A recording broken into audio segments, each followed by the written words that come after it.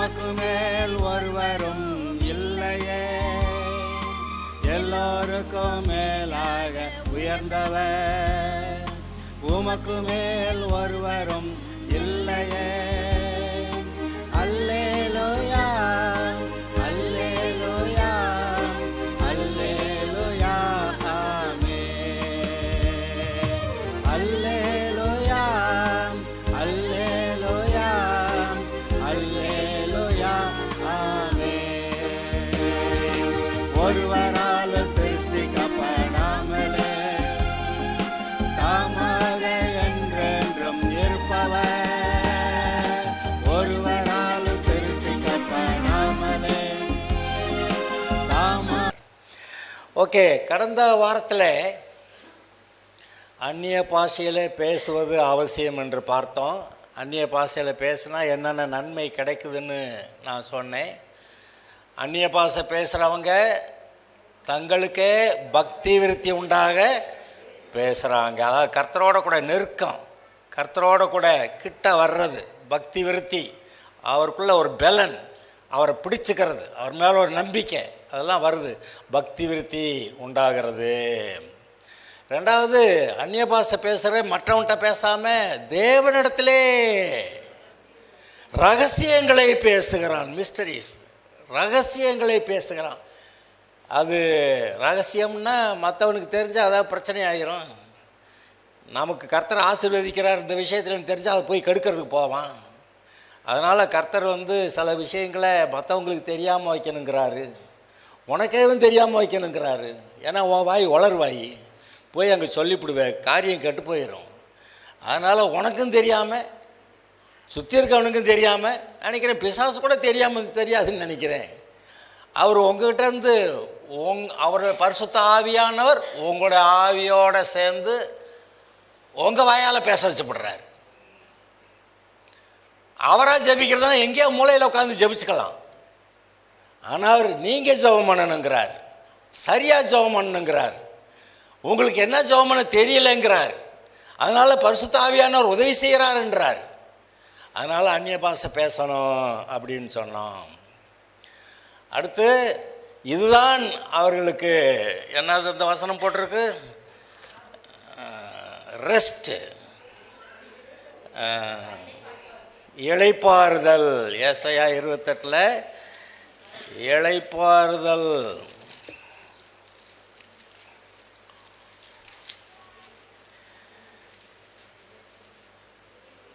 பரியாச உதடுகளினாலும் அந்நிய பாஷையினால் இந்த ஜனத்தோட பேசுவார். இதுவே நீங்கள் இளைத்தவனை இளைப்பாற பண்ணத்தக்க இளைப்பாறுதல், இதுவே ஆறுதல்.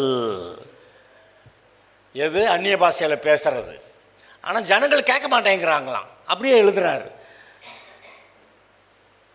அவர்களை சொன்னாலும் அவர்கள் கேட்க மாட்டோம் என்கிறார்கள். இங்கே பாருங்க, இதில் என்னமோ ஒன்று நடக்குது.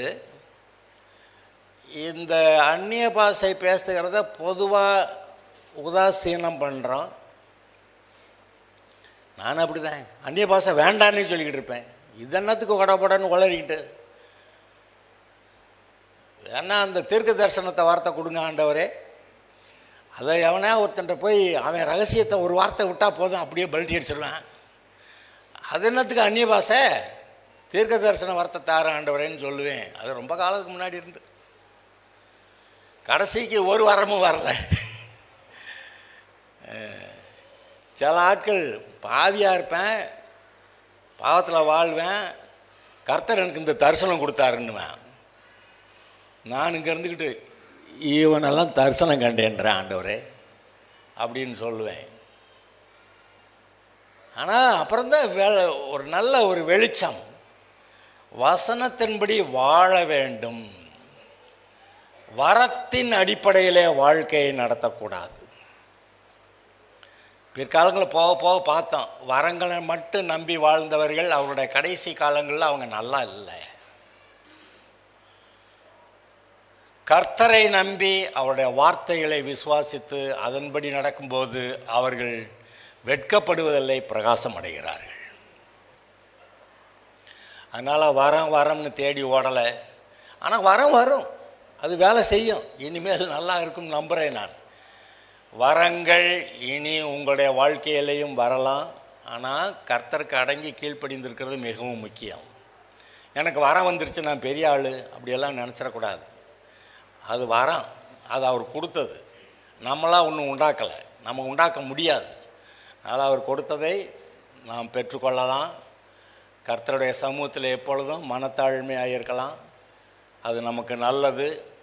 இந்த வரம், அந்நிய பாஷை வரம், அது இருக்குது. நாம் அதை வளர்த்து கொள்ள வேண்டும். எல்லாருக்கும் இருக்குது. நாம் விரும்பினா அதை வேண்டான்னு நிறுத்திடலாம். தீர்க்கதரிசியுடைய ஆவிகள் தீர்க்கதரிசிக்கு அடங்கி இருக்கிறதே. நான் பாடு கட்டாய தீர்க்கதரிசனம் சொல்லிடுவேன், அதெல்லாம் முடியாது. இந்த மனுஷனாகிய நாம் அதை அனுமதிச்சாதான் அந்த தீர்க்க தரிசன ஆவி தீர்க்க தரிசனத்தை சொல்ல முடியும், இல்லாட்டி சொல்ல மாட்டார். அவர் நம்ம பெர்மிஷனை கேட்டுக்கிட்டு இருக்கிறாரு. இது என்ன கொடுமையாக இருக்குது? நம்ம அவரை போய் கெஞ்சி கேட்டுக்கிட்டு இருக்கிறத போக அவர் நம்மகிட்ட பெர்மிஷன் கேட்டுக்கிட்டு இருக்கிறார். எப்போ கதவை தட்டையும் திறப்பா என்றார். நம்ம போய் திறந்தாதான், அப்போ தான் ரட்சிப்பே வருது. அதே போல் எல்லா காரியங்கள்லையும் அந்நிய பாஷை நான் பேச மாட்டேன், அது கம்முன்னு பேசாமல் இருப்பார். பேசினா பேசி தொல்லடா, அப்போ தான் உன்னுடைய வாழ்க்கை நல்லா இருக்கும். நான் பரிசுத்த ஆவியானவர் உன்னோட கூட இருந்து ஜெபம் பண்ண முடியும் அப்படின்னு அவர் கேட்குறாரு. அவர் பெர்மிஷன் கேட்குறாரு. ஏன்னா அவர் நம்மளை மதிக்கிறாரு, நம்மளை ஒரு ஆளாக மதிக்கிறார். வெள்ளைக்காரி நம்மளை மதிக்கிறது இல்லை, நம்ம சொல்லுவான். இவர் இருக்கிறார் நம்மளை மதிக்கிறவரா, பிள்ளையா ஏற்றுக்கிறவரா, வலது பாசத்தில் உட்கார பண்ணுகிறவரா, நம்மை கர்த்தரை தேடுகிறவர்களுக்கு ஒரு நன்மையும் குறைபடாது என்று சொல்லி சொன்னதை செய்கிறவரா இருக்கிறார். அல்லேலூயா. இப்படி எல்லா நன்மையையும் சம்பூர்ணமாய் பெற முடியும். அந்நிய பாஷையிலையும் பேசணும். அந்நிய பாஷையில் பேசாதவங்களுக்கு என்ன நடக்குதுன்னு எழுதியிருக்குது. கற்பனையின் மேல் கற்பனையும், கற்பனையின் மேல் கற்பனையும், பிரமாணத்தின் மேல் பிரமாணமும், பிரமாணத்தின் மேல் பிரமாணமும், இங்கே கொஞ்சமும் அங்கே கொஞ்சமும் என்கிறார்கள். அது என்னவா? இங்கே கொஞ்சம் ஆசீர்வாதம், அங்கே கொஞ்சம் ஆசீர்வாதம், நடுவில் எல்லாம் ஒன்றும் இல்லை. அது சரி, அந்நிய பாஷையில் பேசு சரியாயிரும்னா இல்லை கேட்க மாட்டேன் அப்படின்றாங்களாம். இதுவே நீங்கள் இளைப்படைந்தவனை இளைப்பாற பண்ணுகிற இளைப்பாறுதல், இதுவே ஆறுதல். எது அந்நிய பாஷையில் பேசுகிறது தான் ஆறுதல்னா கேட்க மாட்டான். அப்படி தான் நம்ம இருந்திருக்கிறோம்னு நினைக்கிறேன். இன்றைக்கி மாற்றிடுவோம் கம்ப்ளீட்டாக. போன வாரம் இந்த அந்நிய பாஷையில் பேசுகிறதா எவ்வளோ முக்கியமானது, அது எவ்வளோ நன்மை உள்ளதுன்னு சொன்னேன். இன்றைக்கி அதை ஞாபகப்படுத்திட்டேன். ஒவ்வொரு நாளும் வீடுகளிலே இது நம்முடைய ஆசீர்வாதங்க. நம்ம போய் யாரையே கேட்டு ஜெபம் பண்ணுங்கன்னு சொன்னால் அது அவங்க பண்ணுவாங்களா பண்ணலையா, அப்படியே பண்ணாலும் எவ்வளோ ஒரு ஆசையோட வைராக்கியத்தோட விசுவாசத்தோடு பண்ணுவாங்க நமக்கு தெரியாது. ஆனால் நமக்காக வேண்டுதல் பண்ணுறேன்னு ஒருத்தர் வர்றார். அவர் நம்மளோட சேர்ந்து பண்ணுவேன்றார். உன்னுடைய ஆவியோடு சேர்ந்து நான் உனக்காக வேண்டுதல் பண்ணுறேன்றார். இந்த அந்நிய பாஷையில் பேசுகிறப்ப நான் உனக்காக வேண்டுதல் பண்ணுவேங்கிறார். உனக்கே விவரம் இல்லை, நான் எனக்கு தெரியும் அவர் என்ன நினைக்கிறாரு, என்ன வேணும்னு. நான் அதை தெரிஞ்ச ஆள் உன்னோட கூட இருந்து, உன்னுடைய ஆவியோட கூட இருந்து நான் உனக்காக வேண்டுதல் பண்ணுவேங்கிறாரு. இந்த ஜெப உதவியை நாம் உதாசீனம் பண்ணக்கூடாது. பரிசுத்த ஆவியானவரை நமக்கு உதவி செய்கிறேன் என்கிறார். அந்த உதவியை நாம் உதாசீனம் பண்ணக்கூடாது. இவ்வளவு நாளாக அது தெரியாமல் இருந்திருக்கலாம். இப்போ நான் கர்த்தர் அது பேசுகிறாரு, நமக்கு தெரியுது. கர்த்தரை உதாசீனம் பண்ணினா அப்புறம் அவர் என்ன சொல்ல, அவர் அசட்டை பண்ணப்பட்டவரும் பாடு அனுபவித்தவருமா இருந்தாருன்னு அவர் நம்மள்கிட்ட சொல்லிக்கிட்டு இருப்பார். இதை உணர்ந்து நம்மை கர்த்தரையுடைய சமூகத்தில் உட்கார பண்ணி அமர்ந்திருந்து நானே தேவன் என்று அறிந்து கொள்ளுங்க. என்கிட்ட உட்காரு, என்கிட்ட பேசு, அந்நிய பாஷையிலும் பேசுன்னு அது வரும். தடைகள், ஏன் தடைகள் இருக்குது? ஒன்று அந்நிய பாஷையில் பேசி ஜெபம் பண்ணலாம். அவர் ஜெபம் பண்ணால் காரியம் ஆயிரும். அவர் நம்ம கூட தான் சேர்ந்து ஜெபம் பண்ணுவேங்கிறாரு. நம்ம போய் ஆண்டவர் எனக்கு இதுக்காக ஜெபம் பண்ணிக்கங்க அப்படின்னு நம்ம போய் ஆவியானவரை கேட்குறதா, இல்லை நம்ம போய் இயேசுனாரை கேட்குறதா? அந்த ரெண்டு பேருக்குமே நமக்கு விவரம் இல்லைன்னு அவர்களுக்கு தெரியும். அதனால் உனக்கு என்ன வேணுமோ அதுக்கேற்றாப்புல நான் ஜெபம் பண்ணிக்கிறேன், ஆனால் உன்னுடைய மனசில் எனக்கு இடம் கொடுன்றார். மேலே உட்கார்ந்துருக்கிற இயேசுவானவர் நமக்காக வழக்காடுகிறவராக இருக்கிறார். பிசாசு வந்து நீ அந்த பாவம் செஞ்சல்ல அப்படிங்கிறப்ப அவர் சொல்லுவார், அவன் மனம் திரும்பிட்டேன், என்னுடைய ரத்தம் அவனை கழுவி இருக்குது, அவன் பரிசுத்தமாக இருக்கேன் அப்படின்னு அவர் பிதாட்ட சொல்லுவார். பிசாசுடைய போராட்டங்கள் எல்லாமே நம்முடைய மனதிலே தெரிகிறது. அங்கே அவர் என்ன பேசுகிறாருன்னு நமக்கு தெரியுது. பிசாசு உங்களை குற்றம் சாட்டுறான், இயேசு வந்து இல்லை அவன் மனம் திரும்பிட்டான், அதனால் அந்த பாவம் அவனுக்கு கிடையாது, அவன் இன்னுமே கர்த்தருடைய ஆசீர்வாதத்தை சுதந்திரித்து கொள்ள தகுதி உள்ளவன் அப்படின்னாங்க. அவர் அந்த வேலையை பார்க்குறாரு. ஹலோ, இயேசுவானவர் அந்த வேலையை பார்க்குறாரு. பரிசுத்த ஆவியானவருங்க நம்முடைய ஆவியோட கூட இருந்து நமக்காக வேண்டுதல் பண்ணுறேங்கிறாரு. அவருடைய உதவியை நாம் உதாசீனம் பண்ணக்கூடாது. அந்நிய பாஷை பேச தெரியலன்னு சொல்லக்கூடாது. தெரியலை தான், எதையாவது உளருங்க, வாய்க்கு வந்தபடி பேசுங்க, கேட்டால் அந்நிய பாஷை பேசுகிறேன் ஆண்டவர்னு சொல்லிடுங்க. ஹலோ, அதான் யோசிச்சு பார்த்தேன் என்ன தான் நடக்குது. தானாக அந்நிய பாஷை பேசுகிறவங்க பேசிடுவாங்க, ஆனால் பேசுறது ரொம்ப படித்தவங்க அது ரொம்ப ஆராய்ச்சி பண்ணிக்கிட்டு இருப்பாங்க. அதனால் ஆனால் இப்போ கட்டாயம் அந்நிய பாஷை பேசி ஆகணும். நம்ம என்ன பேசுறது நமக்கே தெரியாதுன்ட்டார்ல, அவர் பேசிக்கிறாரு. அவருக்கு ஒரு டைம் கொடுப்பான், ஒரு 5 நிமிஷம் ஜெபம் பண்ணுறப்பெல்லாம், சாயந்தரம் நைட்டில் ஜெபம் பண்ணுறப்பெல்லாம் ஒரு 5 நிமிஷம் 10 நிமிஷம் அவருக்கு ஒரு டைமு. அவருக்கு டைம் கொடுக்கலாமா? நம்மளே ஜெபம் பண்ணிட்டு போயிடலாமா? நம்மளே ஜெபம் பண்ணலாம், ஆனால் பத்தாது. எப்பயாவது நீங்கள் ஜெபம் பண்ணும்போது திருப்தி, பரம திருப்தி. ஆனால் பல சமயங்கள் அவ்வளவு திருப்தி வரல. ஆவியானவருக்கும் கொஞ்சம் இடம் கொடுத்தா அவர் வேண்ட வேண்டியது வேண்டிடுவார். நமக்குள்ள இருந்து அவர் நம்மோட சேர்ந்து தான் வேண்டிக்கிடுவாராம். நம்முடைய ஆவியானவர் இந்த மனிதனுடைய ஆவி, பரிசுத்த ஆவியானவர் மனிதனுடைய ஆவி, 2 பேர் சேர்ந்து, வாய் உங்க வாய், வார்த்தை அவருடையது, வாய் உங்க வாய். நீங்க அப்பதான் நீங்க ஜெபம் பண்ணதாக அர்த்தம். அவருடைய சித்தத்தின்படி நீங்க உங்க வாயால பேசுறப்ப நீங்க ஜெபம் பண்ணதாக அர்த்தம்.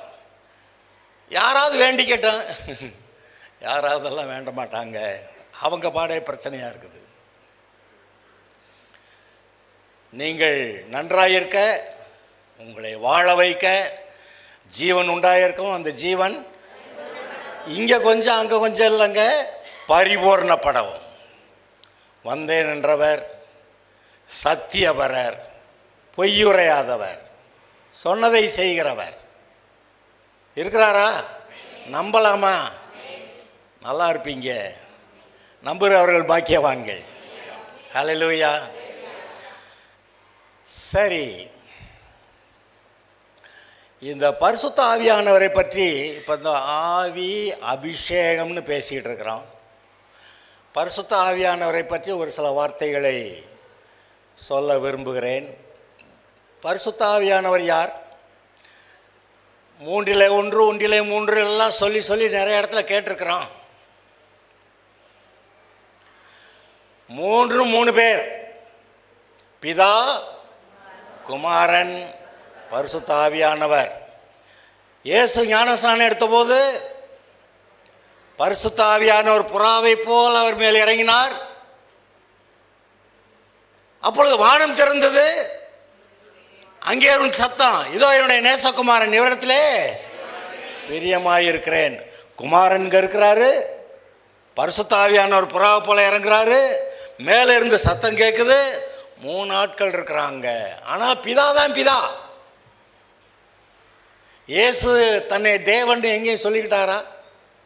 ஆனால் உங்களை சொல்கிறார் நீங்கள்லாம் தேவர்கள்னு. நம்மளை விட அவர் எவ்வளோ விசேஷமானவர். அவர் தேவனுடைய குமாரன். பிதாக்கு நான் எப்போ அடங்கியிருப்பேன்னு சொல்லிட்டார். கீழ்ப்படிந்திருப்பார் அப்படின்னு எழுதியிருக்கு. ஆக இவர் தான் அவர் தான் இவர் இல்லை. ஆனால் இன்னைக்கு கணவன் மனைவி எடுத்துக்கிட்டிங்கன்னா ஒரே மாதிரி புத்தி வரும் பாருங்க. நான் இங்கே பிரசங்கம் பண்ண போகிறப்ப, பிரசங்கம் பண்ணிக்கிட்டு இருக்கிறப்ப என் மனைவி பின்னாடி உட்காந்துக்கிட்டு அடுத்து நான் என்ன சொல்ல போகிறேன்னு சொல்லிடுவாங்களாம். அதை ஒரு அம்மாவுக்கு பார்த்துக்கிட்டு இருந்துட்டு, ஆட அடுத்து என்ன சொல்ல போகிறாருன்னு தெரியுமா உங்களுக்கு? ஆனால் தெரியுதுங்க. மனசு ஒரே மாதிரி ஆயிடுது. ரெண்டு பேர் சாதாரண மனுஷங்கள் எப்படி ஆக முடியும்னா, பிதா குமாரன் பரிசுத்த ஆவியான் 3 பேரும் ஒரே மாதிரி மனசு. அந்த மனசைத்தான் பவுல் சொல்கிறேன், நான் பெற்றுக்கொண்டேன், எங்களுக்கோ கிறிஸ்துவின் சிந்தை உண்டாயிருக்கிறது. இந்த உலக மக்களுடைய நினைவுகள் அல்ல. இந்த உலக மக்கள்லாம் இவங்களுடைய நினைவு தரமட்டத்தில் இருக்குது. அது சொல்கிறார், என்னுடைய நினைவு பூமியிலிருந்து வானம் எவ்வளவுக்கு உயரமாக இருக்கிறதோ அவ்வளவா இவங்களுடைய நினைவுகளையும் வழிகளையும் காட்டில் என்னுடைய நினைவுகள் வழிகளா உயர்ந்திருக்கிறது. அப்போ அந்நிய பாஷையில் பேசும்போது, பரிசுத்த ஆவியானவருக்கு இடம் கொடுக்கும்போது நமக்கு என்ன வேணும்னு அவருக்கு தெரியுது, அவர் நமக்காக வேண்டிக்கிறேன்ற போது நீங்கள் இங்கே கொஞ்சம் அங்கே கொஞ்சம் இல்லை, எல்லாவற்றிலும் பரிபூர்ண ஆசீர்வாதத்தை உடையவர்களாக இருப்பீர்கள். இந்த 3 பிதா குமாரன் பரிசுத்த ஆவியானவர், இந்த 3 பேரில் முதல் இடம் யாருக்கு? இயேசுவை தூக்கி வச்சிடலாமா? வைக்க முடியாது. இன்றைக்கி சில சபைகளில் இயேசுவே இயேசுவே இயேசுவே இயேசுவேன்னு வேண்டுறாங்க. அவர் பிதா கிட்ட இயேசுவின் நாமத்தினா போகணுங்கிறது அவங்களுக்கு தெரியலை. அப்படி வேண்டி பழகிட்டான். சரி தொலை போ. அவர் சொல்லுவார், என்னிடத்துல விசுவாசமாக, தேவனிடத்தில் விசுவாசமாக இருங்கள், என்னிடத்துல அது எங்கே இருக்குது? எடுத்துருவீங்க. தேவனிடத்தில் விசுவாசமாயிருங்கள், என்னிடத்திலும் விசுவாசமாயிருங்கள். யோவான் 14 யோவான் 14. நான் மார்க்கை பிடிச்சிக்கிட்டு இருக்கிறேன். சரி, யோவான் 14. ஆமாம், உங்கள் இருதயம் கலங்காதிருப்பதாக தேவனிடத்திலே விசுவாசமாயிருங்கள், என்னிடத்திலும்னா நான் அவருடைய குமாரன், உனக்காக நான் வந்து பரிகாரம் பண்ணியிருக்கேன், அதனால் நீ கர்த்தர்ட்ட நேரம் வரலாம், என் கூட என் பேர் சொல்லிட்டு போ, அங்கே பரலோகம் உனக்கு திறக்கும், கர்த்தருடைய செவிகள் உனக்காக கவனித்திருக்கும். இயேசுன்னு சொன்ன உடனே கர்த்தர் கவனிக்கிறார். என்னுடைய நேசகுமாரன், நான் சொல்றதை கேட்டு சிலுவையில் போய் மரண பரியந்தமும் எனக்காக கீழ்ப்படிந்திருந்து எனக்கு அன்பு கூர்ந்து கடைசியில் இதோ என் ஆவியை இடத்துல ஒப்புவிக்கிறேன். அவர் இயேசுன்னு பேர் சொன்னா அவர் உடனே கவனிக்கிறார். இந்த மாதிரி ஒரு விவரத்தை தெரிஞ்சுதான் மத்தேயு சுவிசேஷம் எழுதும்போது அவன் எப்படி ஆரம்பிக்கிறான் தெரியுமா? யூதர்களுக்காக எழுதுகிறான், புறஜாதிகளுக்கு எழுதலை. மத்தேயு சுவிசேஷம் யூதர்களை மனசில் வச்சுக்கிட்டு அவன் எழுதுகிறான். இவனுங்களுக்காக விளங்க மாட்டேங்குது. இந்த இயேசுநாதர் தான் அந்த மேசியான்னு அவங்களுக்கு விளங்கலை. அதனால சொல்லு, அவனுக்கு விளங்க வைக்கணும், அவனை கவனிக்க வைக்கணும். என்னன்னு? அவனை கவனிக்க வைக்கணும், இந்த யூதர்களை கவனிக்க வைக்கணும் அப்படின்னு சொல்லி மத்தேயு எப்படி ஆரம்பிக்கிறான் தெரியுமா? ஆபிரகாமின் தேவனா, அவருடைய குமாரனாகிய, சரியா சொல்லுங்க,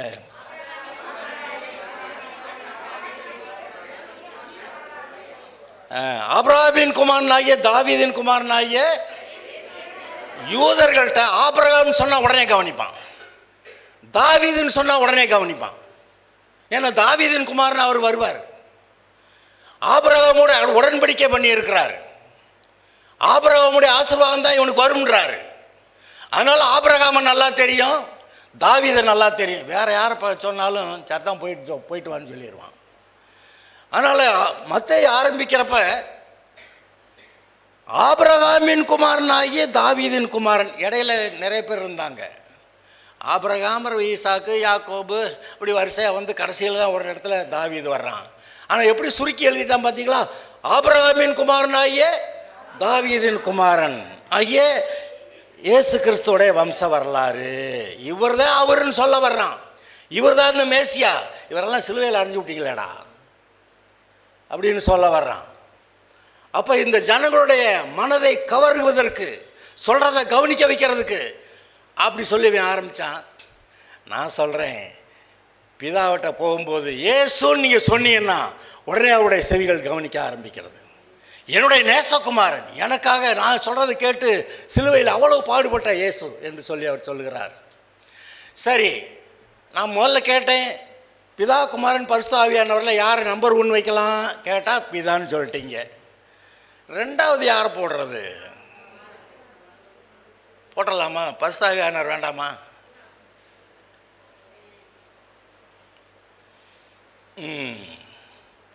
தெரியலை. சரி, அவர் சொன்னதே நம்ம சொல்லிக்கிறலாம். நம்ம நேரத்துக்கு புதுசாக ஒன்று கண்டுபிடிச்சி சொல்லிக்கிட்டு இருப்பானே. அவர் என்ன சொல்லியிருக்கிறாரு? பிதா, குமாரன், பரிசுத்த ஆவியானவர்னு எங்கே எழுதியிருக்கு? அவர் சொன்னதே வச்சுக்கிடுவான். மத்தேயு 28:19, மத்தேயு 28:19 வாசிங்க.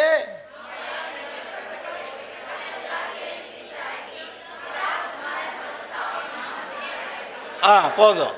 நீங்கள் புறப்பட்டு போய் சகல ஜாதிகளை சீஷராக்கி பிதா, குமாரன், பரிசுத்த ஆவியின்.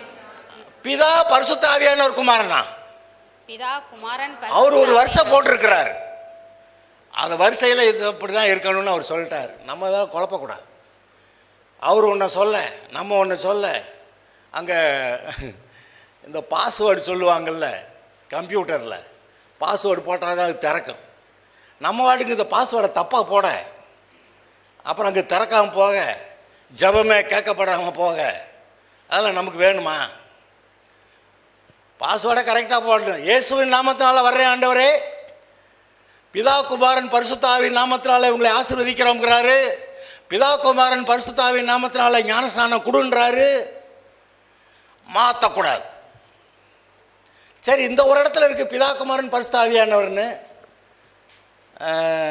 இன்னொரு வசனத்தை நான் உங்கள்கிட்ட சொல்கிறேன். அது வேற ஒரு வரிசை. 2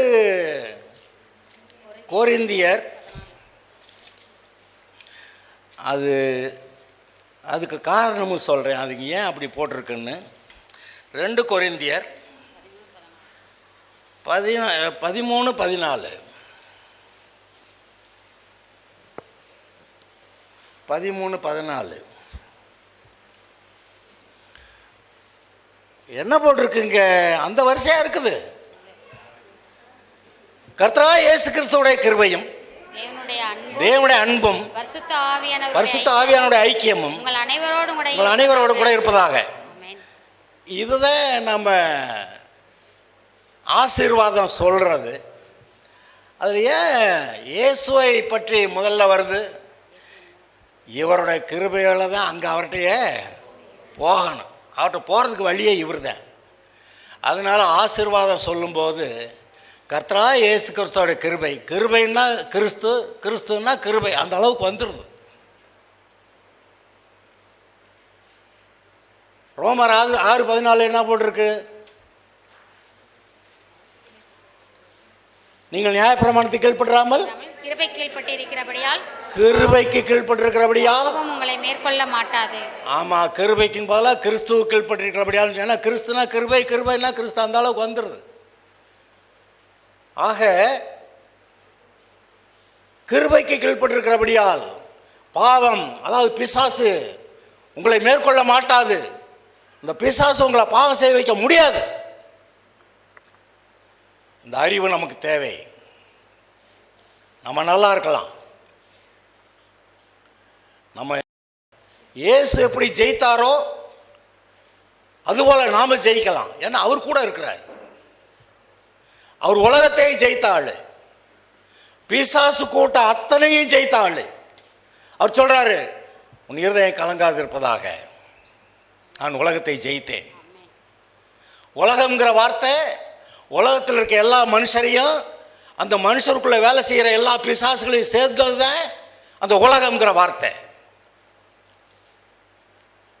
என்ன ஆண்டவரே அப்படி, என்ன பாஸ்டர் இப்படி சொல்கிறீங்க? ஆமாம், உலகம்ங்கிறது வேற, பூமிங்கிறது வேற. பூமி அது நிறைவும் கர்த்தருடையது, ஆனால் உலகம் கர்த்தருடையதான்.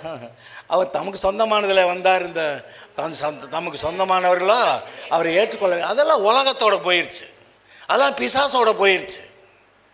நாம் கர்த்தருக்கு சொந்தம். நம்ம பரிசுத்தமானவர்கள் எப்படி சொல்கிறோம்? நாம் கர்த்தருக்கு சொந்தம். கர்த்தருக்கு சொந்தமான எல்லாம் பரிசுத்தமாக இருக்கிறது. கர்த்தரை விட்டு விலகி இருக்கிறதெல்லாம் பரிசுத்தம் இல்லை. அதனால் கர்த்தர் இது ஒரு முதல் கனி, முதல் சம்பளம், இல்லை நிலத்தில் விளைஞ்ச முதல் ஒரு கனி எதையாவது எடுத்து முதல்ல வந்து கர்த்தருக்குன்னு எடுத்து வை. கர்த்தருக்கு பரிசுத்தம் அது. கர்த்தருக்குன்னு நீங்கள் தூக்கி வச்சிங்க, கர்த்தருக்கு சொந்தம்னு சொல்லிட்டீங்க, அவரோட கூட இணைஞ்சிருச்சு. அது வேற யாருக்கும் சொந்தம் கிடையாது. நீங்கள் உங்களை நான் கர்த்தருக்கு சொந்தம் அப்படின்னு நீங்கள் சொல்கிறீங்க. நான் கர்த்தருக்கு சொந்தம் நீங்கள் சொல்கிறீங்க அப்படின்னா நீங்கள் கர்த்தருக்கு பரிசுத்தம். பாவம் செய்யாமல் இருந்தால் பரிசுத்தம். எஸ், உண்மைதான். பாவம் செய்யாமல் இருக்கிறது நீதி அநீதியில் போயிடும். தேவனுடைய நீதி சொல்லுது, நீ உன்கிட்ட பாவம் இல்லை, ஏன்னா நீ என்கிட்ட வந்துட்ட, இயேசுவின் ரத்தம் உன்னை கழுவிருச்சு. அது சொல்றாரு, கிறிஸ்துவுக்குள்ளாக நீங்கள் தேவனுடைய நீதியாகும்படிக்கு பாவமறியாத அவரை நமக்காக பாவமாக்கினார். அது நீதி. பரிசுத்தம்ங்கிறது, நான் பரிசுத்தர் ஆகியால் நீங்களும் பரிசுத்தராக இருங்கள். பரிசுத்தம் அவரோட ஒட்டிக்கிட்டு இருக்கணும். அவரோட ஒட்டிக்கிட்டு இருந்தா அது நீதி. அவரோட ஒட்டிக்கிட்டு இல்லைன்னா அது தீட்டு. தீட்டுன்னு ஒரு வார்த்தை இருக்குது பார்த்தீங்களா? நம்ம தமிழ் மக்களுக்கு நல்லா விளங்கும், தீட்டுங்கிறது தெரியும் அவங்களுக்கு. கர்த்தரோட கூட இசைந்திருந்தா, மனசு ஒத்து போச்சுன்னா அவரோட இசைந்திருந்தா அது பரிசுத்தம். நம்முடைய வார்த்தைகள், அவருடைய தழும்புகளாலே குணமானேன், பரிசுத்தமாக பேசுகிறோம். என்னத்தை ஒன்றும் சுகமாக மாட்டேங்குது, ஒன்றும் நடக்க மாட்டேங்குது. அப்போ கர்த்தருடைய வார்த்தையை விட்டு விலகி வேற மாதிரி பேசுகிறோம். அப்போ நம்முடைய விசுவாசம் வீணாக இருக்கிறது. எங்கே எடுத்து வாசியும் பார்க்கலாம். யாக்கோபு 1:26. உங்களில் ஒருவன் தன் நாவை அடக்காமல் தன் இருதயத்தை வஞ்சித்து தன்னை தேவ பக்தியுள்ளவன் என்று எண்ணினால் அவனுடைய தேவ பக்தி வீணாயிருக்கும். உங்கள் இருதயத்தில் ஆண்டவர் என்னமோ ஒன்று பேசி வச்சிருக்கிறாரு. அந்த இருதயத்தை வஞ்சித்து நீங்கள் வேற ஏதாவது பேசுனீங்கன்னா உங்களுடைய பக்தியே வீணாக இருக்கும். அதாவது இந்த வெளிப்பாடுகள் எல்லாருடைய இருதயத்தில் இருக்குதுங்கிறதுக்கு அநேக வசனங்கள் இருக்குது. அதில் இதுவும் ஒன்று. நான் தேவன், இயேசு உனக்காக இவ்வளோ வேலை செஞ்சார், பரிசுத்தாவியானவர் கூட இருந்து நடத்துகிறாரு, நான் தேவன், நீ என்னோட கூட இரு, நான் உன்னை ஆசீர்வதிப்பேன்னு அவர் சொல்லிக்கிட்டு இருக்கிறப்ப, இல்லை எனக்கு என்ன நடக்குமோ தெரியல அப்படின்னா அவருடைய வார்த்தையின்படி நம்ம பேசலை.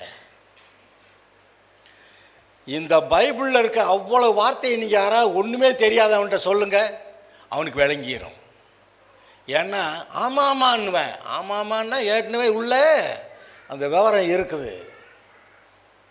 அதனால தான் நீங்களும் நானும் இப்போ இந்த வசனத்தை கேட்டு ஆமாம் கரெக்டுன்னு வர்றோம்.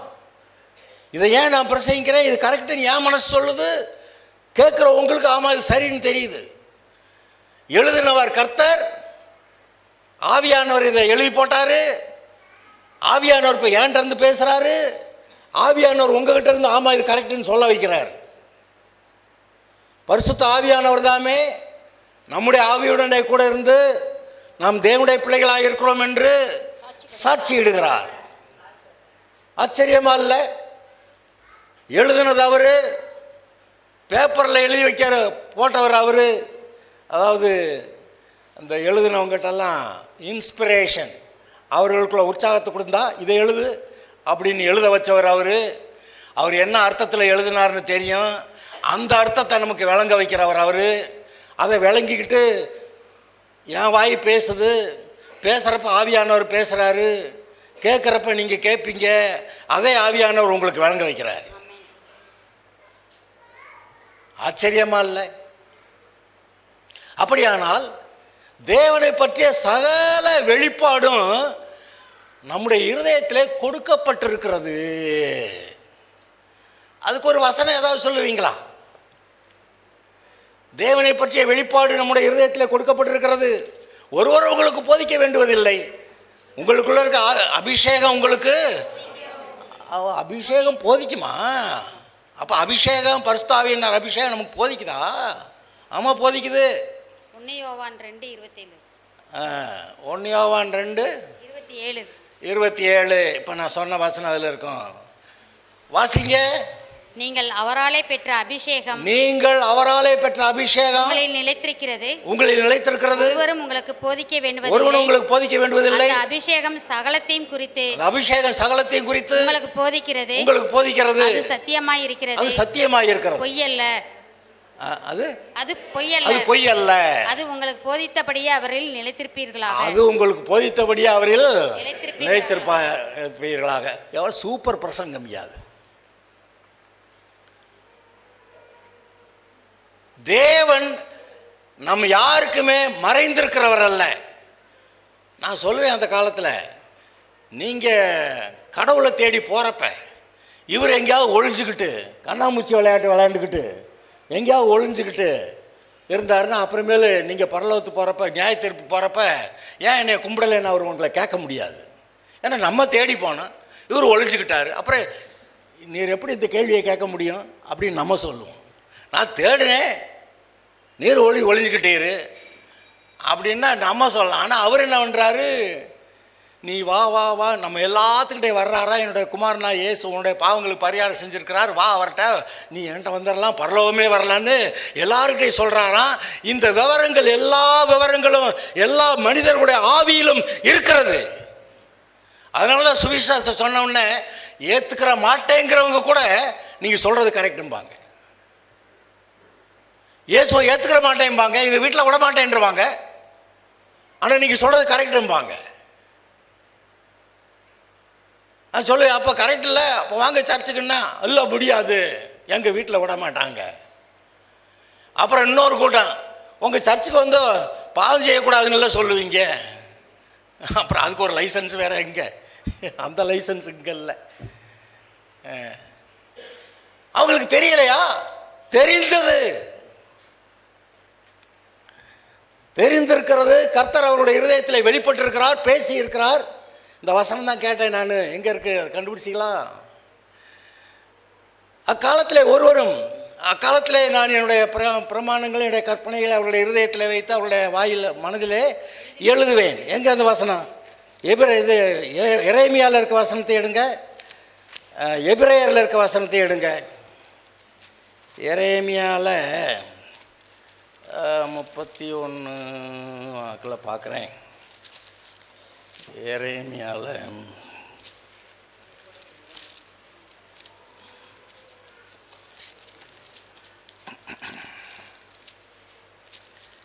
எரேமியா 31:33. எரேமியா 31:33 எடுத்துட்டீங்களா? கடகடன்னு எடுக்கணும். அந்நாட்களுக்கு பிற்பாடு நான் இஸ்ரவேல் குடும்பத்தோடு பண்ணுகிற உடன்படிக்கையாவது, நான் என் நியாயப்பிரமாணத்தை அவர்கள் உள்ளத்திலே வைத்து அதை அவர்கள் இருதயத்திலே எழுதி நான் அவர்கள் தேவனாயிருப்பேன், அவர்கள் என் ஜனமாயிருப்பார்கள் என்று கர்த்தர் சொல்லுகிறார். இனி ஒருவன் தன் அயலானையும் ஒருவன் தன் சகோதரனை நோக்கி கர்த்தரை அறிந்து கொள் என்று போதிப்பதில்லை. அவர்களில் சிறியவன் முதல் பெரியவன் மட்டும் எல்லாரும் என்னை அறிந்து கொள்வார்கள் என்று கர்த்தர் சொல்லுகிறார். நான் அவர்கள் அக்கிரமத்தை மன்னித்து அவர்கள் பாவங்களை நினையாமலும் இருப்பேன். என்ன சூப்பர் கர்த்தர் இவரு!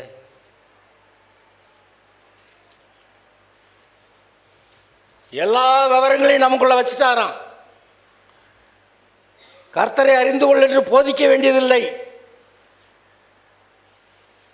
முன்னாடி நான் என் நியாயப்பிரமாணத்தை அவர்கள் உள்ளத்தில் வைத்து அதை அவர்கள் இருதயத்தில் எழுதி, உள்ளத்தில் வைத்து இருதயத்தில் எழுதி, அவரை பற்றிய போதனைகள் எல்லாமே நம்முடைய உள்ளத்தில், நம்முடைய இருதயத்தில். இன்னைக்கு நிறைய தெய்வங்கள் இருக்காங்கங்க.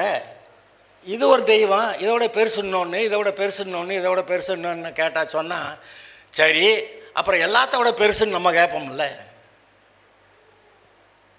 அதை சொல்ல வரைக்கும் நம்ம ஒத்துக்கிற மாட்டோம்ல. இப்போ நம்ம தேசங்களில் ஏகப்பட்ட தெய்வங்கள் இருக்குது. இதெல்லாம் தெய்வமா? தெய்வம் இல்லைன்னு தான் இதெல்லாம் விட்டுவிட்டு வேறு தேடி தேடி போய் ஏதோ ஒன்று வந்துச்சு, பார்த்தேன், திருப்தி கொடுக்கல, போ அப்படின்னு சொல்லிட்டு இன்னொன்று தேடி போனால் அதுவும் சரியில்லைன்ட்டு அப்புறம் இன்னொன்று தேடி போனால் 33 கோடி ஆயிடுச்சு. 33 கோடி தேவர்கள் வந்துட்டாங்க. அப்புறமா ஒன்று சரியா இல்லை. ஆனால் இயேசு வந்தார், கண்டுபிடிச்சிட்டேன்றான். இயேசு வந்தார், கர்த்தரை கண்டுபிடிச்சிட்டேங்கிறான். இன்னுமே தேட வேண்டியது இல்லைங்கிறான். கர்த்தரை கண்டுபிடிச்சிட்டேன்றான். கர்த்தர்கிட்ட உட்காந்துக்கிறான். இந்த கர்த்தர்கிட்ட உட்காந்துக்கிட்ட ஆளை பார்த்து வா அங்கே போய் இன்னொன்று தேடலான்னா வேலையை பாரு போன்னு சொல்லிடுவான். நீ வேணா இங்கே உட்காரு, இங்கே தான் திருப்தி இருக்குது, இங்கே தான் சமாதானம் இருக்குது, இங்கே தான் பாவம் மன்னிக்கப்பட்டிருக்கு, இங்கே தான் என்னோட பாவத்தை நினைக்கிறது இல்லைன்னு வேறு சொல்லியிருக்கிறார். அவர்கள் என் ஜனமாக இருப்பார்கள், நான் அவர்கள் தேவனாக இருப்பேன் அப்படின்னு எழுதியிருக்கு. உண்மை, சத்தியம் அது நமக்குள்ளே இருக்க வேண்டும். அது அவரை கூப்பிட்டு வச்சுக்கணும். அவர் தான் சத்தியம், அவர் தான் அன்பு, அவர் தான் நீதி. நாம் அவருடைய நீதி ஆகும்படிக்கு பாவமறியாத அவரை நமக்காக பாவமாக்கினார். அப்படி ஒரு பரிகாரத்தை செய்தார். அந்த நீதி உங்களுக்குள்ளே இருக்குது. ஆவியானவர் இப்போ அதெல்லாம் உங்களுக்கு ஞாபகப்படுத்துகிறாராம்.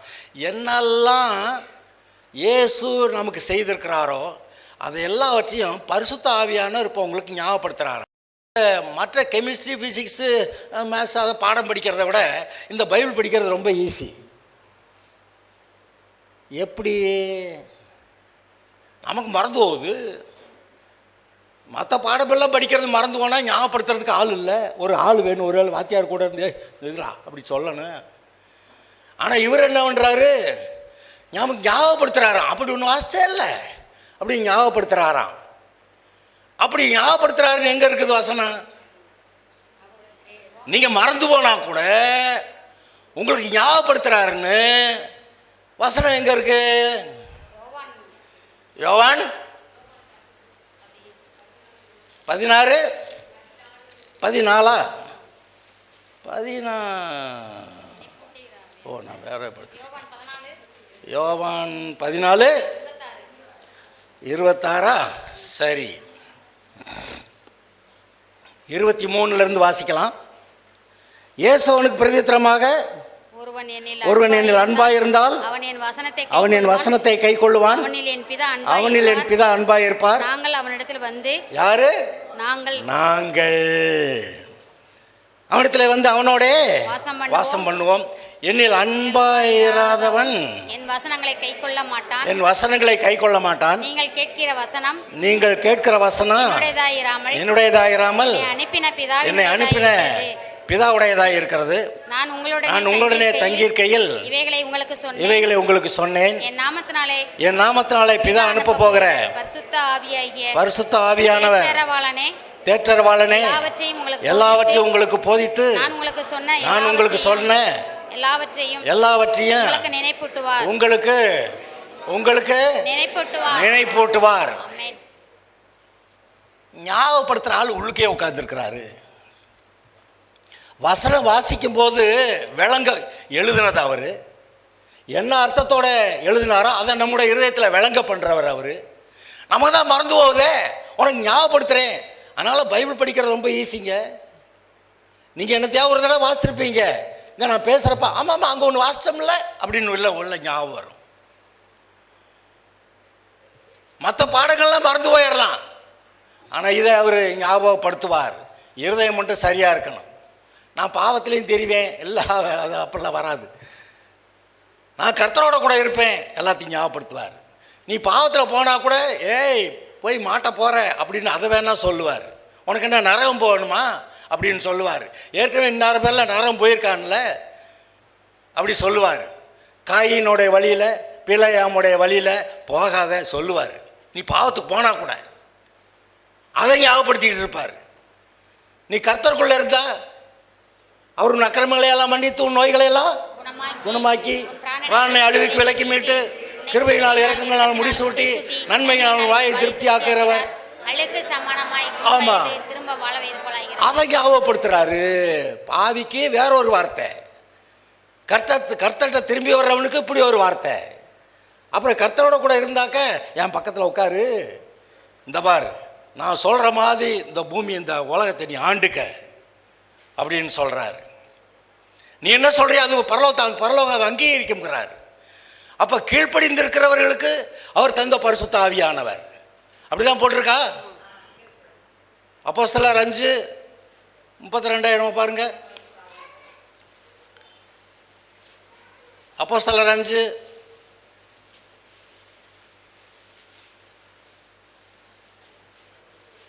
வாசிங்க.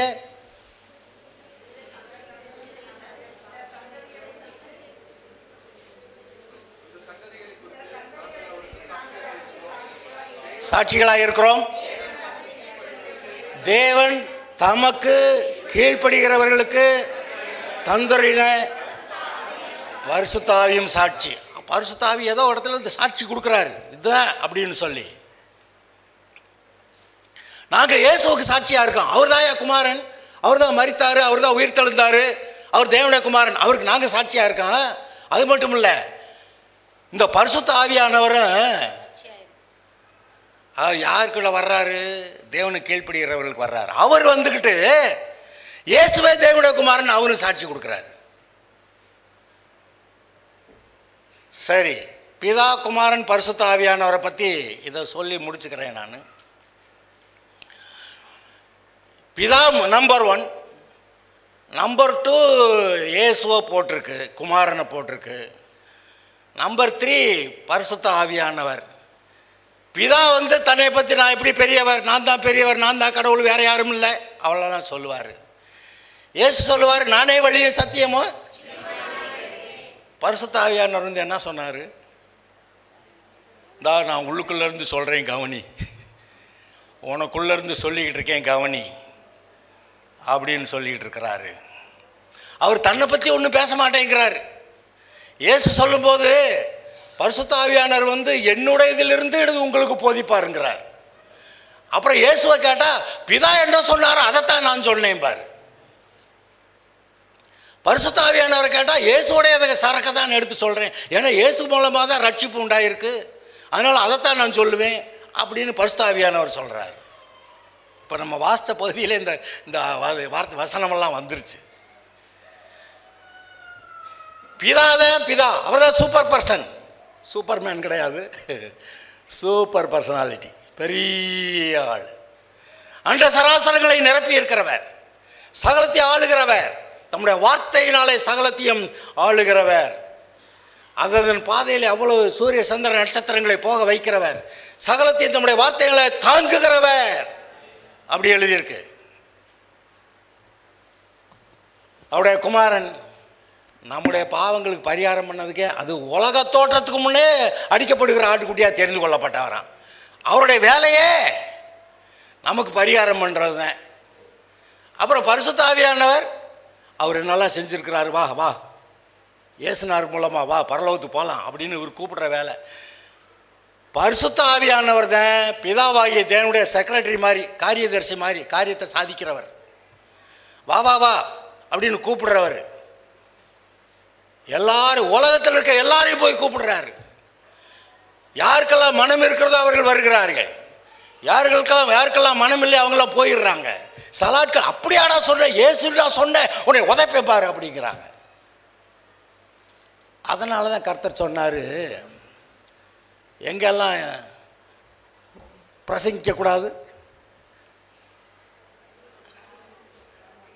பன்றிகள் முத்துக்களை போடாதே, போட்டால் அதை மிதிச்சுட்டு உன்னையும் பீறி போட்டுரும்.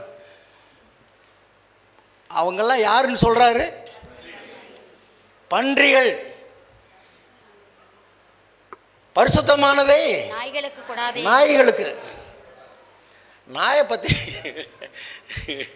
நல்ல ரிப்போர்ட்டாக பைபிளில் காணாம். நல்ல ரிப்போர்ட்டுன்னு சொன்னாக்க யோபு சொல்லுவான், என்னுடைய மந்தையை காக்கிறதுக்கு வச்சுக்கிற நாய்கிட்ட கூட நான் அந்த மனுஷனை கிட்ட உட்கார வச்சிருக்க மாட்டேன் அப்படின்னு நான் சொல்லுவான். மந்தையை காக்கிற நாயின்னு சொல்கிறான். அந்த ஒரு தான் நம்ம நல்லதாக எடுத்துக்கலாம் நாய்கிட்ட. அப்படின்னு மற்றபடி பார்த்தீங்கன்னாக்க நாய் தான் கக்குனதை அது மாதிரி நீ போய் தொலையாத. நீ கர்த்தர்ட்ட வந்துட்டியா, மறுபடியும் அந்த அந்த கக்குனதை அந்த ஆராதனைக்கு அந்த எண்ணத்தை விட்டுட்டு வந்தியோ, திரும்ப அங்கே போனேன்னா நீ அதைத்தான் கக்குனதை தின்றேன்றார்.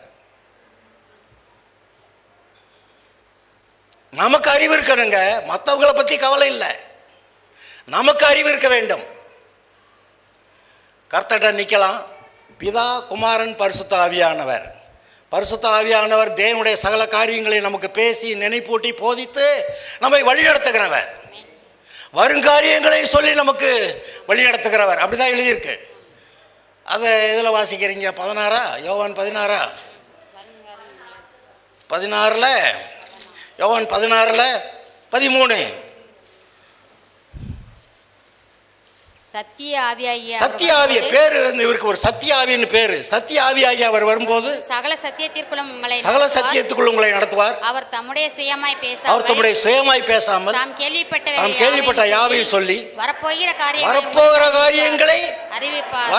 காரியங்களை யாருக்கு? எங்களுக்கு. உங்களுக்கு தானா? சொல்லுங்க. வரப்போகிற காரியங்களை எனக்கு அறிவித்து என்னை வழி நடத்துவார்.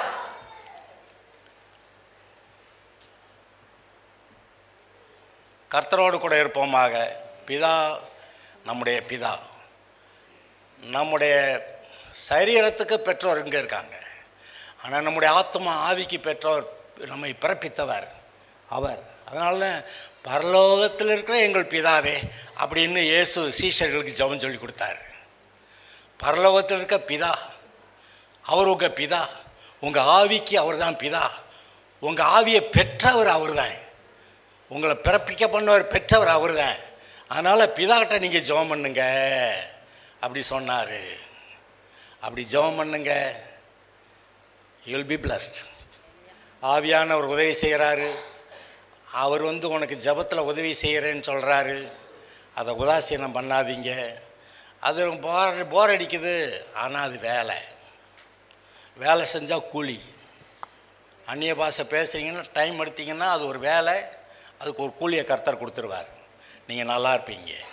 இங்கே கொஞ்சம் அங்கே கொஞ்சம் இல்லை, சகலமும் பரிபூரணமாய். அல்லேலூயா. ஜீவன் உண்டாயிருக்கவும்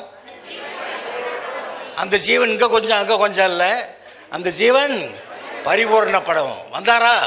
அல்லேலூயா. பொன்னான இயேசுவை புண்ணியர் நல் நேசரை கொண்டு செல்வம் உலகமெங்கோ அவர் ஒன்றே வழி என்று கூறுவோம். பொன்னான இயேசுவை புண்ணியர் நல் நேசரை கொண்டு செல்வம் உலகமெங்கோ அவர் ஒன்றே வழி என்று கூறுவோம். தேவனே வந்து நம்மை நடத்திடுவார், தேவை அறிந்து பயன்படுத்திடுவார். தேவனே வந்து நம்மை நடத்திடுவார், தேவை அறிந்து பயன்படுத்திடுவார். பொன்னான இயேசுவை பொன்னியன் நல் நேசரை கொண்டு செல்வம் உலகமெங்கோ அவர் ஒன்றே வழி என்று கூறுவோம். அவர் எந்நாளும் நம்மோடு இருப்பதைனால் அலைகள் புயல்கள் நம்மை அசைப்பதில்லை. அவர் எந்நாளும் நம்மோடு இருப்பதைனால் அலைகள் புயல்கள் நம்மை அசைப்பதில்லை. அஞ்சாமல் செல்வோம், வஞ்சகனை வெல்வோம். அஞ்சாமல் செல்வோம், வஞ்சகனை வெல்வோம். மரணான கொட்டைகளை பிடித்திடுவோம், நாம் மரணான கொட்டைகளை பிடித்திடுவோம். கர்த்தாவே, நாங்கள் உம்மை ஸ்தோத்திரிக்கிறோம். ஆராதனை வேலைக்காக நன்றி. ஓய்வு நாள், அது வாரத்தின் முதலாம் நாள், சபை கூடி வருகிற நாள். நாங்கள் கூடி வந்து ஆராதிக்க வேண்டும் என்று ஏற்பாடு செய்து அந்த ஆராதனையில் எங்களை ஆசீர்வதிக்கிற கர்த்தர், உமக்கு நன்றி. இப்பொழுதும் பரிசுத்த ஆவியானவர் எங்களுடைய ஆவியோடு சேர்ந்து அந்நிய பாஷையில் பேச வைத்து எங்களை இங்கே கொஞ்சம் அங்கு கொஞ்சம் அல்ல, நிறைவான ஆசீர்வாதத்துக்குள்ளே, அந்த பரிபூர்ண ஜீவனுக்குள்ளே எங்களை நடத்துகிறவரே, உம்மை ஸ்தோத்தரிக்கிறோம். எங்கள் தேவனுடைய கரம் இங்கே இருக்கிற ஒவ்வொருவர் மேலும் அமர்ந்திருப்பதாக. உம்முடைய கரம், நான் இப்பொழுது கேட்கிறேன் ஆண்டவரே, உம்முடைய கரம் இங்கே இருக்க ஒவ்வொருவர் மேலும் அமர்ந்திருப்பதாக. இவருடைய வீடுகளின் மேல் அக்கினி ஸ்தம்பம் மேகஸ்தம்பம் இருப்பதாக. அக்கினி மதிலாய் சூழ்ந்திருப்பீராக. கர்த்தருக்கு பயந்தவர்களை சொல்ல கர்த்தருடைய தூதன் பாளையம் இறங்கி அவர்களை விடுவிக்கிறார் என்று எழுதியிருக்கிறதே, அப்படியே கர்த்தருடைய தூதனுடைய காவல் இருப்பதாக. வசனங்கள் விளங்கட்டும் ஆண்டவரே, உங்களுடைய வாக்குத்தத்த வசனங்களை விசுவாசிக்கட்டும், நன்மைகளை பெறட்டும், வாழ்ந்திருக்கட்டும், உமக்கு சாட்சியாக இருக்கட்டும். உமக்கு ஸ்தோத்திரம் கர்த்தாவே. ஜெயமான வாழ்க்கை, நிறைவான வாழ்க்கை இருக்கட்டும் கர்த்தாவே. உமக்கு மகிமையாக வாழட்டும். கர்த்தருக்கே ஸ்தோத்திரம். இயேசுவின் நாமத்தில் வேண்டுகிறோம் பிதாவே.